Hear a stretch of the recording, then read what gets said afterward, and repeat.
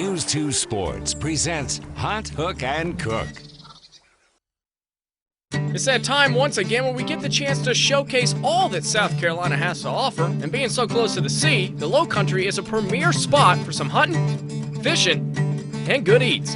And that's why for our next stop for Hunt, Hook, and Cook, I thought we'd hit the water, cast out with Redfin Charter. Another episode of Hunt, Hook, and Cook has us back on the water. I know it's been a long time, but thankfully we're back out here. A beautiful day, and this time joined by Redfin Charter's very own Captain Rusty Griffin, and just kind of tell us what we're out here doing today, because obviously it's a beautiful day and we can't waste it. So we're out here fishing a low tide. We're fishing docks for trout and redfish.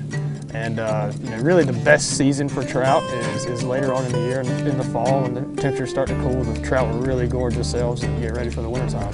But trout bite has been pretty good here lately, and especially on the outgoing tide. And just kind of tell me, like you said, fall, obviously a good time for them to be out here, but where can we find them? If I'm somebody who's not really sure or never really comes out too much, where can I make sure I find them at? So grass lines, with a steep bank, with a high relief of bank, so you're going to have a lot of drop off and not a lot of places where fish can actually get up into the grass. So anywhere like that's got a good current flow, and you can float a cork or even fish some on the bottom around those areas. Work well.